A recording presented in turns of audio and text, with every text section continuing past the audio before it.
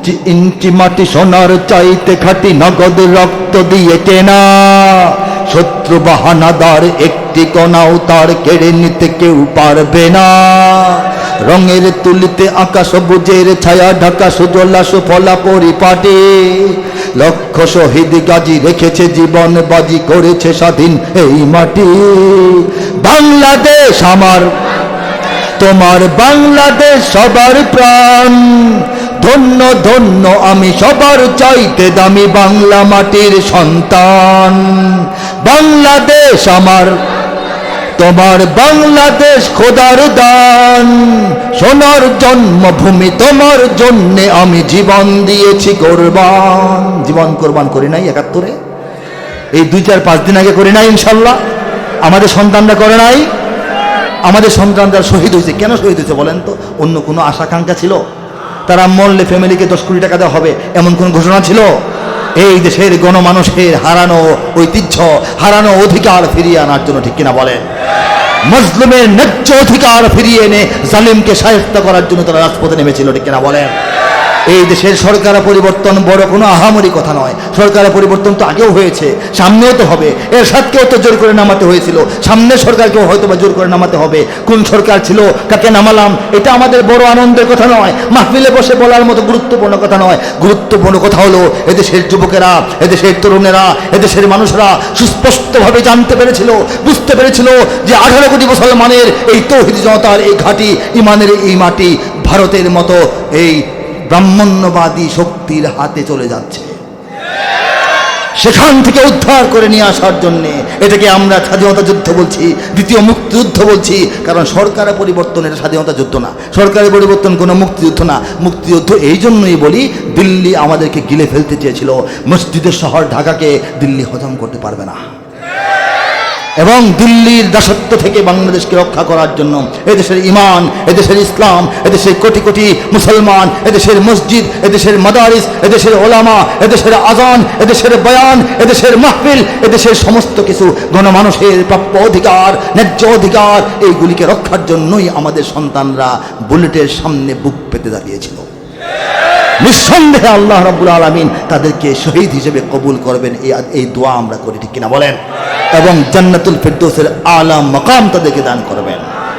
সমস্ত মানুষের জীবনে গুনাহ খাতা থাকে, ভুল ত্রুটি থাকে, তাদেরও আছে, কিন্তু শহীদ হওয়ার সুযোগটাই তো এটা, সমস্ত গুনাহ আল্লাহ মাফ করে দেবেন, ঠিক কিনা বলেন?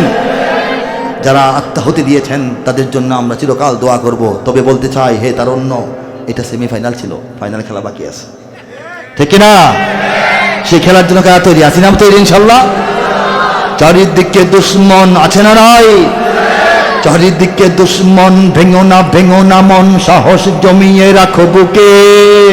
ইমান জিন্দা করে জিহাদের হুঙ্কারে পরাজিত করো শত্রুকে। চারিদিকে গদ্দার, ভিনদেশি তাবেদার, সজাগ দৃষ্টি রাখো সবে।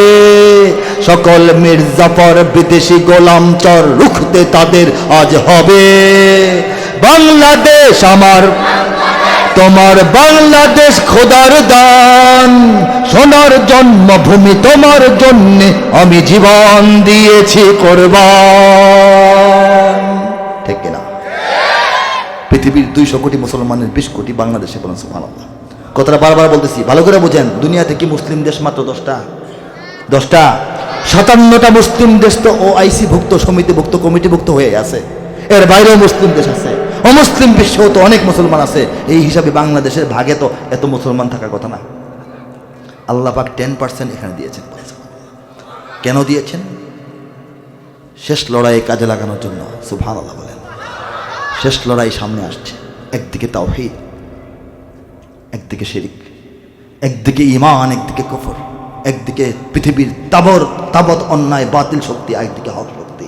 পৃথিবীর সমস্ত জালিম একদিকে, মজলুমরা একদিকে। সেই চূড়ান্ত লড়াই সামনে আসছে। সেই চূড়ান্ত লড়াইয়ের অগ্রভাগে বাংলাদেশের ২০ কোটি মুসলমানকে আল্লাহ পাক রাখতে চান, ঠিক কিনা বলেন? এই জন্য ভালোবাসেন, মহব্বত করেন, দয়া করেন, মায়া করেন। যে ভালোবাসা, যে মহব্বত, যে দয়া, যে মায়া, দোয়া করতে করতে নবী রাসূলরা নিজের আব্বার জন্য আদায় করতে পারেন নাই, সেটা আল্লাহ পাক আমাদেরকে দান করছেন। আমরা তো বিরাট সৌভাগ্যবান, বলে সুবহানাল্লাহ। খায়া থাকি না খায়া থাকি, জেলে থাকি আর বাইরে থাকি, আমাদের কষ্ট পাওয়ার, মন ভাঙার কোনো কারণই নাই। যে ইমান আল্লাহ পাক দান করছেন, এর চাইতে বড় পুরস্কার আর কিছু হইতে পারে না, ঠিক কিনা? কোনো মতে খালি ইমানটা নিয়ে কবর পর্যন্ত যাইতে পারলে ফেরেশতারা এসে বলবে, ইয়া আইয়াতুহান নাফসুল মুতমাইন্না তুরজিই ইলা রাব্বিকি রাদিয়াতাম মারদিয়া ফাদখুলি ফি ইবাদি ওয়াদখুলি জান্নাতি। বলেন সুবহানাল্লাহ। জান্নাতে তো আমরা যাবো ইনশাল্লাহ, ইনশাল্লাহ বলেন। যাওয়ার আগে দুনিয়ার জালিমদেরকে একটু দেখে দিব, ঠিক কিনা বলেন? সেই লড়াইয়ের জন্য প্রস্তুত কারা? হাত তোলেন। লিল্লাহি তাকবীর, লিল্লাহি তাকবীর। আমি দীর্ঘ আলোচনা অন্যদিন করবো ইনশাল্লাহ, আরও আসবো, আশেপাশের অঞ্চলে আসবো, অনেক কথা বলার থাকে। এক মাহফিলে 1 ঘন্টা 1.5 ঘন্টা সব বলা যায় না। এই মুহূর্তে আমি আল কোরআনের কাব্যানুবাদ থেকে আপনাদেরকে খুব চমকপ্রদ আকর্ষণীয় কিছু অংশ শোনাবো, অল্প। এই আল কোরআনের কাব্যানুবাদ বিষয়টা কি? সম্পূর্ণ কোরআনের শুরু থেকে শেষ পর্যন্ত 6000-এর অধিক আয়াতের কবিতার মাধ্যমে অনুবাদ। বলেন সুবহানাল্লাহ।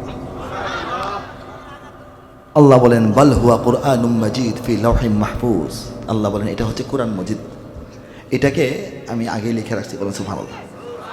কোনো কিছু সৃষ্টি করারও আরো 50,000 বছর আগে আল্লাহ কোরআন লিপিবদ্ধ করে রেখেছেন লৌহে মাহফুজে, সংরক্ষিত যে আল্লাহর লেখার জায়গা, স্লেট, সেখানে।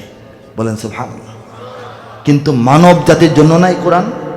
এই কোরআন মানব জাতির জন্য স্লিপ আকারে, প্রেসক্রিপশন আকারে একটু একটু করে দুনিয়াতে আসতে শুরু করেছে। ইকরা বিসমি রাব্বিকাল্লাযী খালাক আয়াতের মাধ্যমে আল্লাহ রাসূলের কাছে জবলে নূরের হেরা গুহা থেকে। বলেন সুবহানাল্লাহ। কোরআন নাজিল হতে শুরু হওয়ার পর থেকে আজ পর্যন্ত প্রায় 1,500 বছর। দুনিয়াতে কোরআন আসার বয়স কত? 1,500 বছর। এই 1,500 বছরের কোরআনের ইতিহাসে পৃথিবীর অনেক দেশে, অনেক ভাষায় পবিত্র কোরআনের তর্জমা এবং তাফসীর রচিত হয়েছে। বলেন সুবহানাল্লাহ। কিন্তু কাব্যানুবাদ, কবিতায় অনুবাদ, এটা একটা বিরল ব্যাপার, কঠিন ব্যাপার, জটিল ব্যাপার, সুদূর পরাহত ব্যাপার। এটা একটা অচিন্তনীয়, অকল্পনীয়, অভাবনীয়, অসম্ভব প্রায় ব্যাপার। কেন? এই কাজটা করা এত সহজ নয়। এই কাজটা করতে হলে কাব্যমান সঠিক থাকতে হবে, সাহিত্য মান সঠিক থাকতে হবে, ভাষার মান সঠিক থাকতে হবে, আরবি থেকে বাংলায় অনুবাদের নিয়ম কানুন যথাযথভাবে সামঞ্জস্যপূর্ণ থাকতে হবে। নাহু, সরফ, ফাসাহাত, বালাগাত, এর যে সামঞ্জস্য, এই যে আরবি, এটাকে বলে অলঙ্কার শাস্ত্র, এটাকে বজায় রাখতে হবে। আল্লাহর কালাম আর সারা দুনিয়ার আরবি ভাষা বরাবর এক জিনিস নয়। আল্লাহর কালামের যে পার্থক্য, বৈশিষ্ট্য, বড়ত্ব, মহত্ব, গুরুত্ব, তাৎপর্য, উচ্চতা, গভীরতা, বিস্তৃতি, অভিজাত্য, লালিত্য, সৌন্দর্য, মাধুর্য রক্ষা করতে হবে। শুরু থেকে শেষ পর্যন্ত সমস্ত আয়াতে কারিমার ধারাবাহিক তর্জমা হইতে হবে। প্রত্যেকটা আয়াতের সুস্পষ্টভাবে তাজ্জল্যমান পরিশুদ্ধ তর্জমা আলাদাভাবে স্বতন্ত্রভাবে দাঁড় করাইতে হবে। আরও অনেক দিক লক্ষ্য করে কাব্যানুবাদ হইতে হবে, তা না হলে হবে না। অত্যন্ত সুন্দর চমৎকার তর্জমা কবিতা মিলে নাই, তাহলে কাব্যানুবাদ হবে না। কবিতা একেবারে কাটায় কাটায় মিলছে, কবিতা মিলে দেখে একেবারে তর্জমা সর্বনাশ করে ফেলছেন, তাহলেও হবে না। এই জন্য এই কাজটা দুনিয়াতে কেউ করে না, সাহসী করে না। আমিও করি নাই। বলেন সুবহানাল্লাহ। আমি কি বেশি সাহসী? বেশি সাহসী না বেশি বড় আলেম? কোনোটাই না। এই কঠিন কাজ আল্লাহ চাইলে হবে না? আল্লাহ চাইলে হবে না? আল্লাহ চেয়েছেন, তাই করিয়েছেন।